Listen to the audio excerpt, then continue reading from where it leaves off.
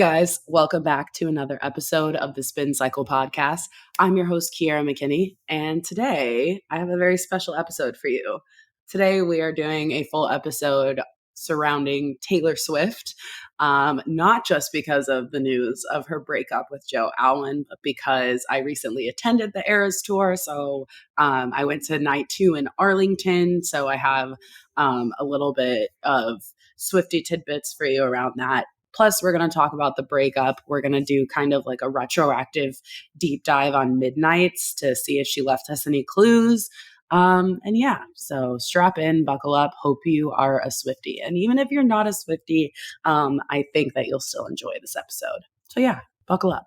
So obviously, we learned this week that Taylor Swift and Joe Alwyn have broken up. That was released on Saturday, and Entertainment Tonight is who broke the story, which is an interesting choice, considering most people like to drop their tidbits with like People, Us Weekly, Page Six, those types of outlets.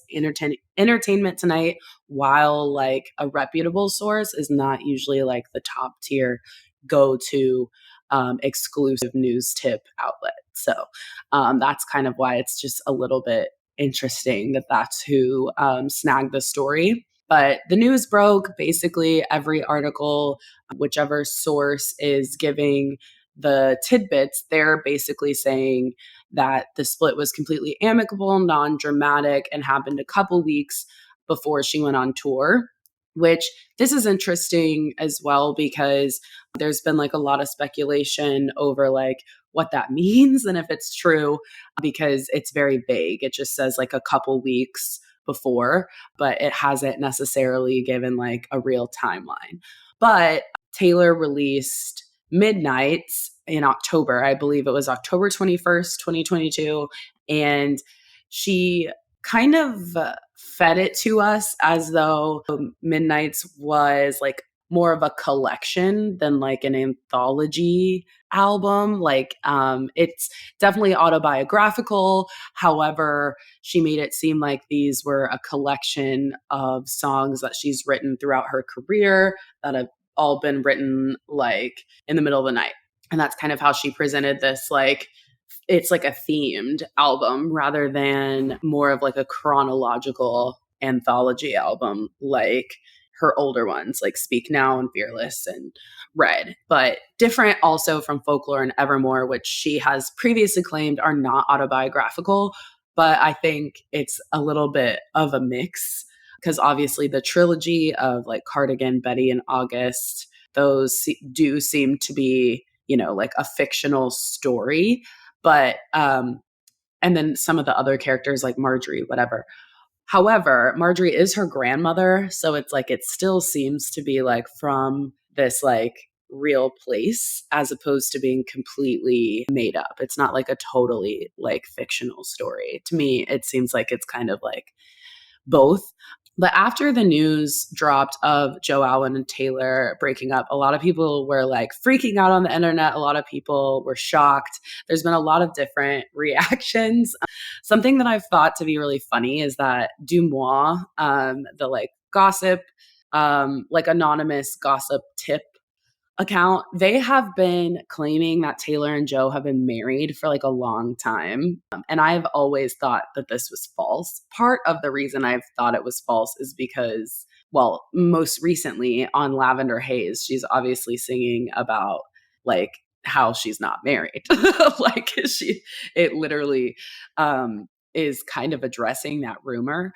So that's kind of interesting. And Dumois has also continued to like double down on that rumor and be like, oh, I trust my sources. Like they definitely had a ceremony, like whether or not it was legal, I can't say, but they had a ceremony. And it's like, okay, well, whatever. They're not married. The point is they're not married.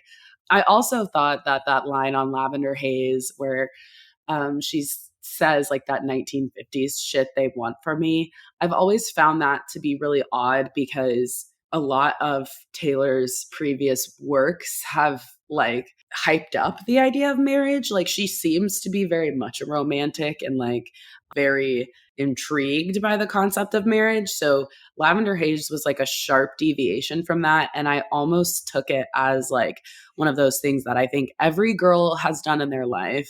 Any woman who is in a relationship with men at any point have been in a long-term relationship with a man who was just like really flippant about marriage. And so you like adopted that mentality because it was just easier for you to be like, okay, fine, like I'm not into marriage or I'm not into anything serious or whatever, so that I don't get my hopes up.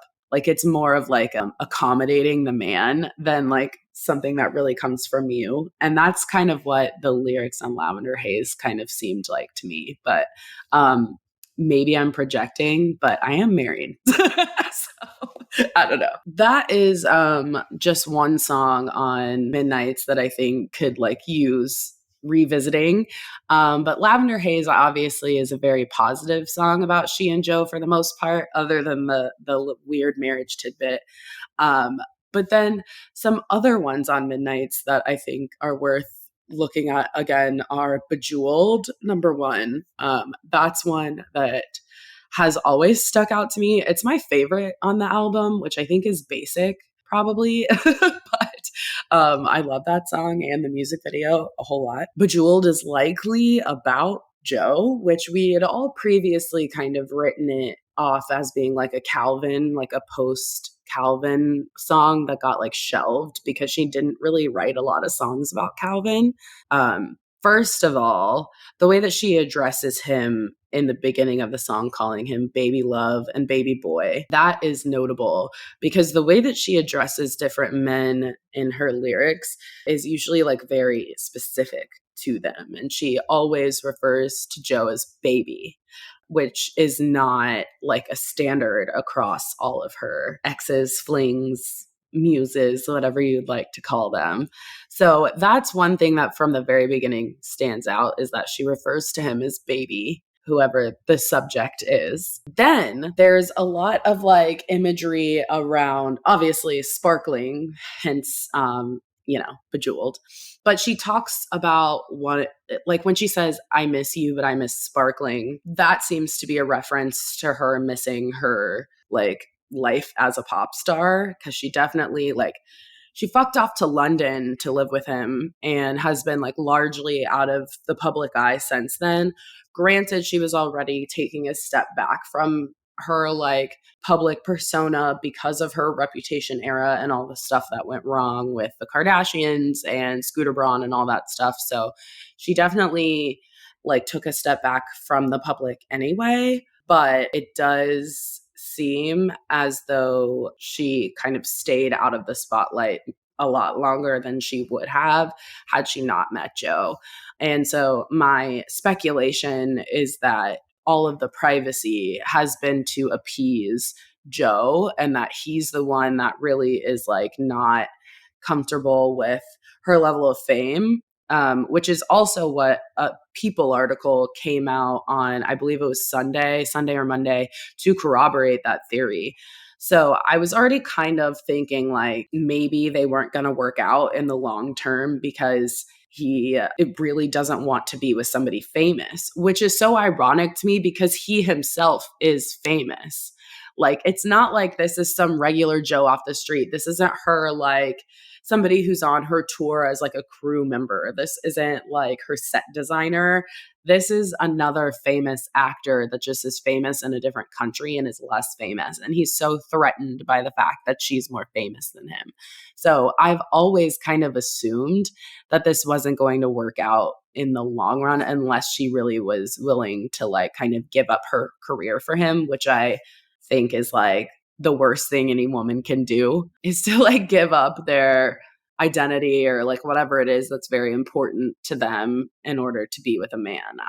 I want all women to be with men who like them as they are and aren't asking them to change something fundamental about them. It's like, you would be great if, and I just personally don't think that that's enough for like a marriage or like a long long-term committed relationship.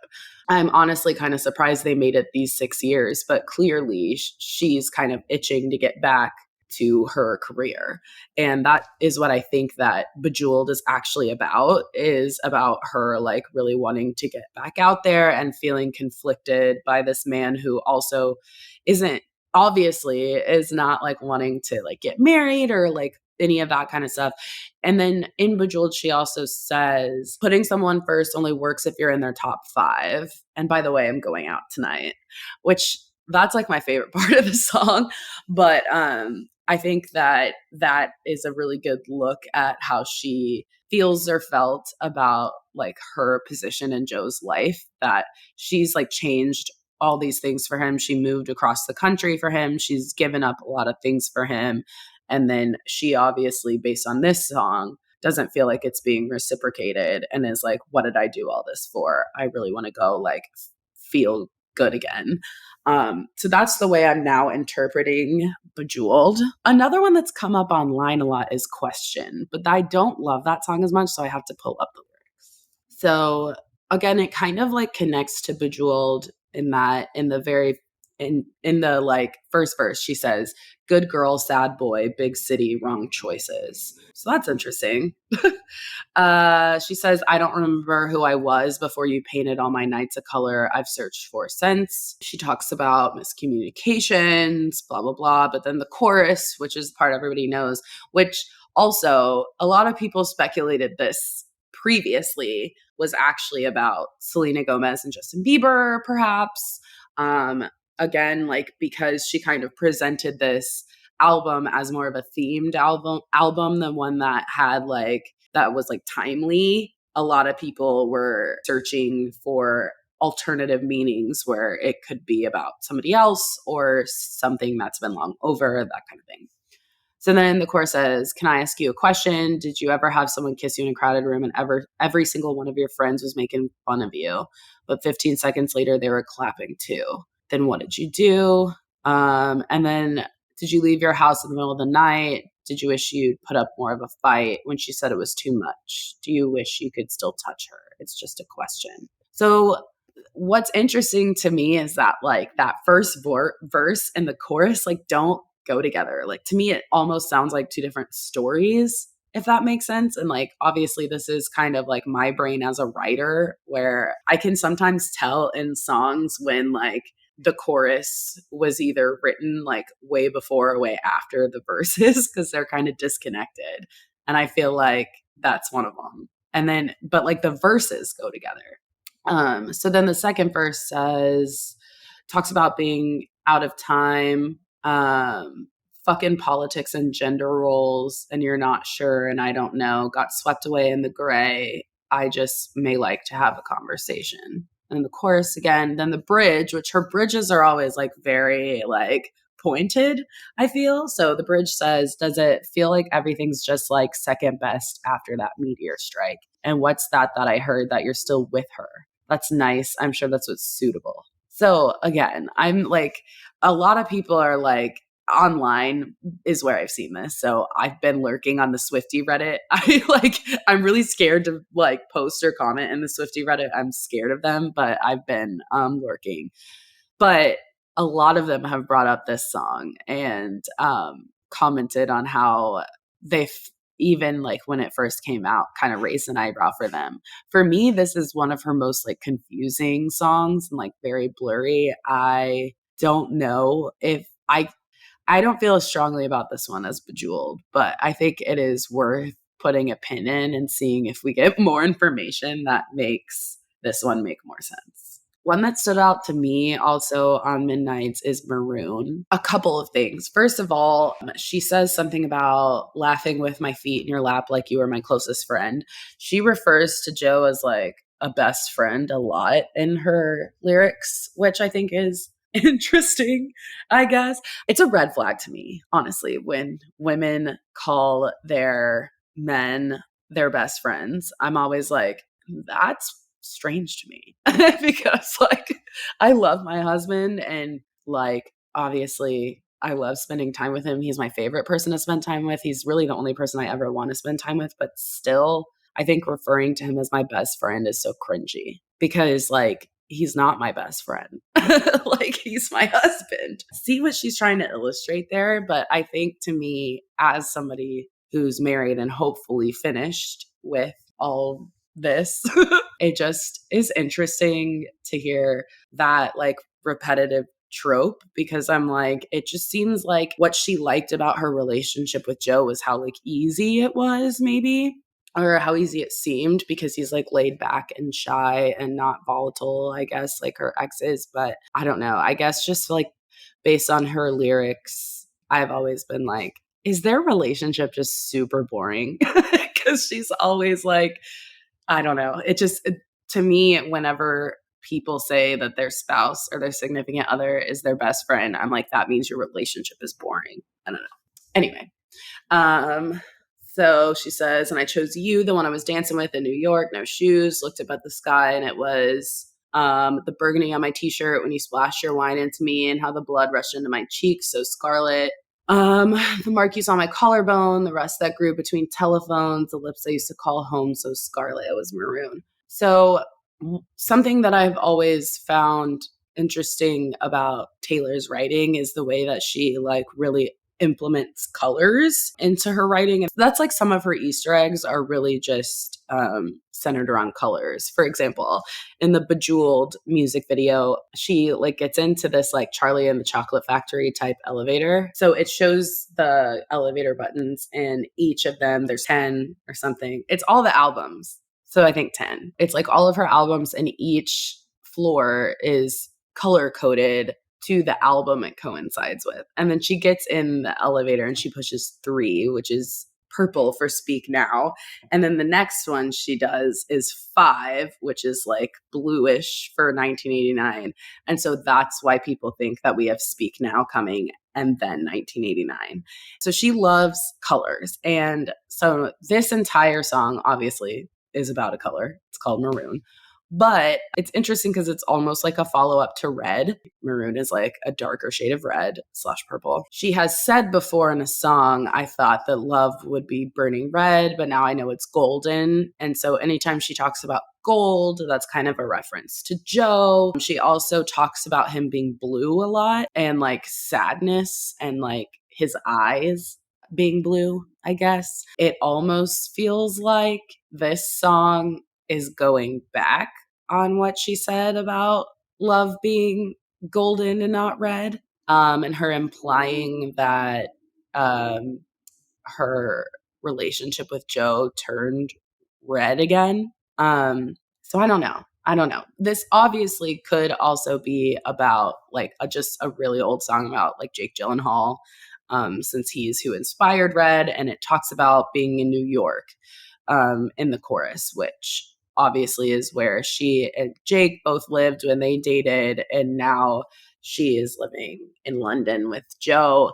So this one's kind of murky as well. None of them are as like black and white as Bejeweled, I don't think. Now, obviously, of course, Midnight Rain and Would've, Could've, Should've are definitely about old relationships. Those I think we can definitely write off as not being about Joe, but that was interesting to like go back and listen to again. I was in Vegas when it was announced that they broke up. So on my flight home from Vegas on Sunday, I listened to like all of Midnight's and tried to like dissect the lyrics and see like which ones I felt like were actually songs that were like left over from various parts of her life, different eras, versus what was like more recent and she tried to pass off as old. So yeah, a lot of people are doing the same thing with folklore. That's something I've seen on Reddit a lot. For example, Hoax is one that people are coming back to.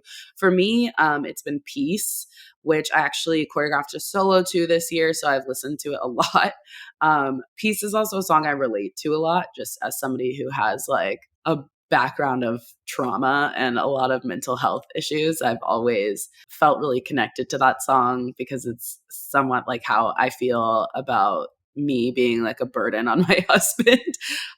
So that's one that I'm coming back to a lot because it is like one of her sadder songs. And yet it's like kind of coded as a love song. Like it's supposed to be like this nice song, but it's really more like, when are you going to leave me because I can't actually give you what you want?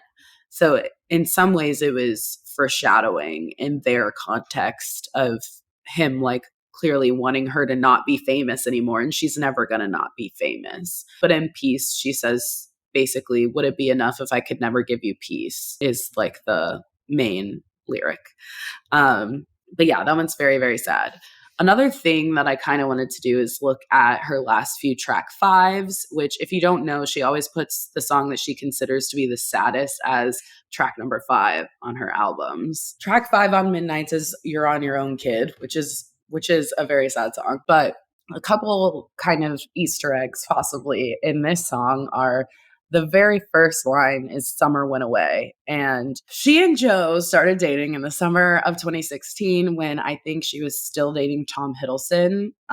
So her like 3 relationships there kind of overlapped. So it was like Tom overlapped with Calvin, and then Joe overlapped with Tom. She was very secretive at first about her relationship with Joe, and but Cruel Summer is like the best one to look to for context on like that kind of like early budding romance. But I think that it's really important to note that she says Summer Went Away in the very beginning. And then she also says in that same like stanza, she says later on, he's going to notice me. It's okay. We're the best of friends. So again, with the Joe being her best friend bullshit. She says, I didn't choose this town. I dream of getting out. Hello.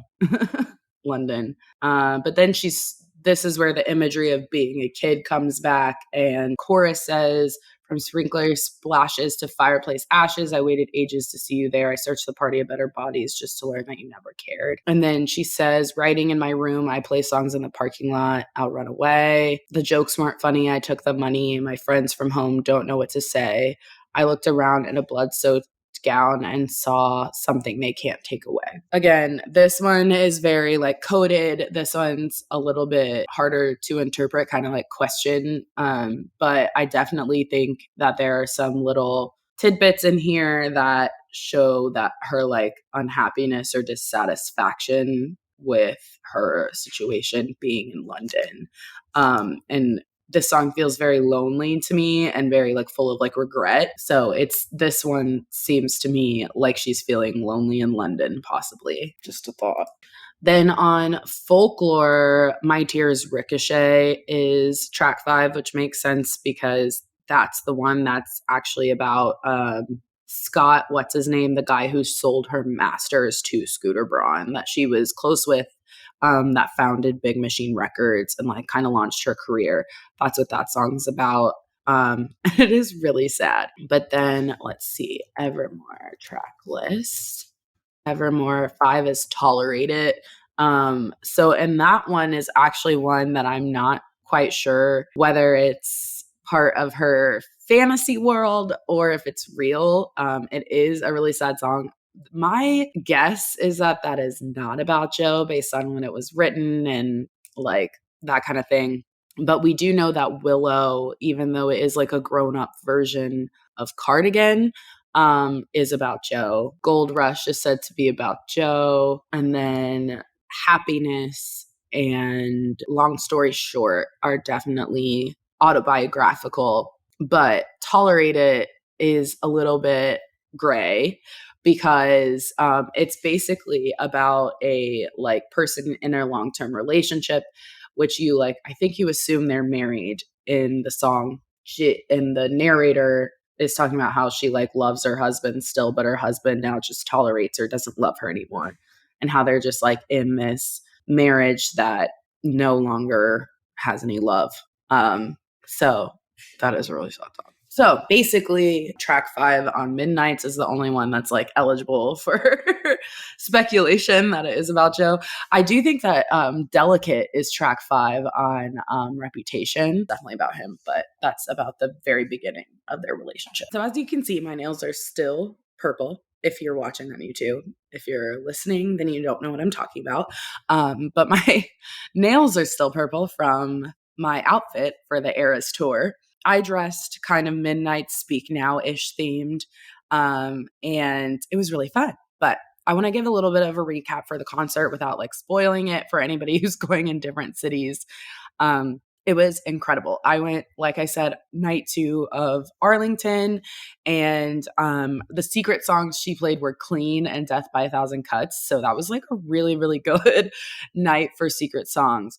As I'm recording this, she played in Tampa last night for her first night of like 3. I don't know. And the secret songs she did last night were Speak Now and what was the other one? Okay, so last night she performed Speak Now and Treacherous as her secret songs in Tampa. So there's always 2, and they're both acoustic. She does like one on guitar and one on the piano. My favorite part of the concert, to be honest with you, all the outfit changes. She changes so much, and they're incredible outfits. They're designed by Versace. They're designed by Oscar de la Renta. They're incredible. And it's like each show she has different colors, like different versions of the same costume, which is brilliant. So they can like wash them, and they they don't have to like turn it around so quickly. She has like these beautiful beaded leotards that she wears that I believe those are the Oscar de la Renta pieces, I'm pretty sure. And they are spectacular. I mean, like, they're the most beautiful pieces of stage wear I've ever seen. That enough is reason to go to the concert. Like, even if you don't like Taylor Swift's music, like, go just for the outfits, because gorgeous. Some interesting things to note is that she only does one song on the regular set list, one song from Speak Now, and one song from Taylor Swift. I don't think it's that weird that she only does one song from Taylor Swift, only because it was like, that's her countryest album. So I do think that like with the rest of the set and the rest of the songs, like it would be a little out of place. So I don't know. I'm not reading into that one as much as reading into her only doing one song from Speak Now, which is Enchanted. And she has a whole entire outfit change for just Enchanted. She has like, and this week it actually was a different dress than she wore in Scottsdale, Vegas, and Dallas. So I don't know. But so she does this whole extravagant set and has this beautiful ball gown that she wears for Enchanted, but it's just the one song off Speak Now. And then she's like, all right, Red. It's like, okay, which I take that as a sign that Speak Now is what's coming next. And she doesn't want to spoil whatever surprises she has, including like, the different, like they totally remaster it. We learned that with Fearless and Red, but obviously she released Fearless, I think, just like coming out of the pandemic. So she didn't really do any promo for it or anything. She kind of just dropped it. And then Red had more of a like promotional aspect behind it, but she really pushed the like all too well 10-minute version. But now with Speak Now, like, and 1989, but Speak Now in particular, it's been so long since it was first released. Her voice sounds different. Like she's switched genres. So I think we can assume that Speak Now Taylor's version is going to be like quite different from the original version, which I think is why she didn't want to show her hand by playing these like new versions at her concert. So I think she's keeping Speak Now close to the chest on purpose because it's going to be like something shocking. I think it's going to be not what we expect from her. But each section, like each era that she does on her tour is accompanied by like its own set, its own colors and lighting scheme. It's really insane how like artistic the production is. I think it makes like a Cirque du Soleil like experience. The dancers are also incredible. The dancers during the Reputation era, you can tell that's their favorite part. You can tell that the dancers are like, I have waited all night to get to this Reputation era. Like they busted out. Taylor has gotten better at dancing. I commend her, and whoever her dance teacher choreographer is, they do a great job with her. She has started to figure out how to isolate. She gets it. I'm really proud of her. So as a dance teacher, good job, Taylor. I'm really happy for you. Abby Lee Miller kind of shaded her, but like I'm here to say that I disagree with Abby Lee Miller's assessment of Taylor's dancing. I think that she's gotten so much better in the past 10 years or so. Another interesting thing that people on TikTok figured out, well, fans who went and then posted on TikTok, is that the way that she's entering her show is through a janitor's cart. So somebody like captured just like a video of them like wheeling a janitor's cart like onto the stage and like underneath it for her to come out of. And they were like, there goes Taylor. I don't know how they figured out that that's where she was, but it was like confirmed that that really is how she's getting into the concert, is through a janitor's cart so that nobody sees her. So silly. Another really viral thing from the tour is her stage dive. If you haven't seen it, literally pause this and go watch it right now, because I cannot figure out how she's doing it. I was there, I've seen it, I've watched it in slow motion. I can't figure it out, but she does a swan dive, like from on the stage to under the stage. And obviously it like opens up or something, but still she's diving head first. Like, I don't understand how she's doing it. But then they have like a screen that like projects onto the stage where it looks like you can see her swimming underwater. It's like they've got it like CGI'd to where it's like the color of her dress and it looks like you can see her swimming. And then she like pops up. It's so crazy. I mean, I just don't understand. First of all, I want to know whose idea that was. I want to know, please, Vanity Fair, I need you to meet with the person who orchestrated Taylor Swift's swan dive, and I need like a 30 for 30 on it. I need to know how the conception of the idea, how they figured out how to make it work, and then how they taught her to do it. And then I also want to know I want like backstage footage of the first night she did it on tour and everybody watching, like holding their breath from the team. That I need that. I need it in my life. Anyway, that was crazy. So some other things that fans have pointed out that they noticed, and like, again, in hindsight, knowing that she and Joe broke up, some things that have come up are that at our show, the Arlington show, she switched out the song Invisible String from Folklore or Evermore, which is a happy song about she and Joe. Basically, it's similar to Mastermind, where she's just talking about how, fate brought them together, blah, blah, blah. And then she switched that song out and replaced it with The One, which I think is awesome. Because first of all, yes, The One is a breakup song, but it's not really a sad song. It's kind of like a hopeful song about how you're like moving on from this great relationship that is now over. And like the chorus says, it would have been nice if you could have, or it would have been fun if you could have been the one. And it's basically just about, oh, Gypsy. Anyway, it's not that sad of a song. It's not even a track 5.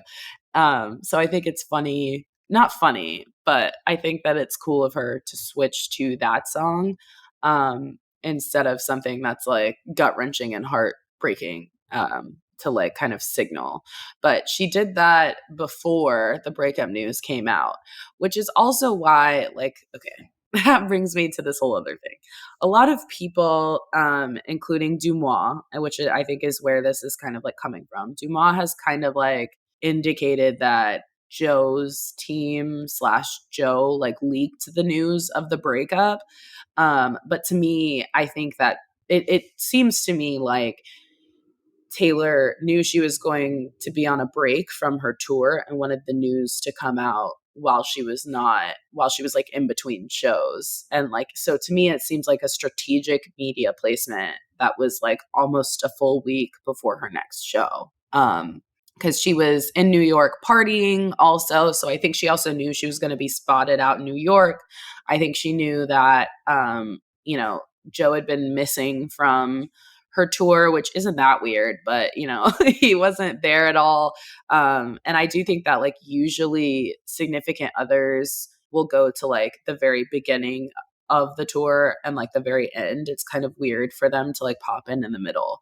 So this would have been the time that we would have seen him at one of the shows. And then Selena Gomez went to the same show I did, Arlington Night 2. So she's had other loved ones. And like her parents came to Scottsdale.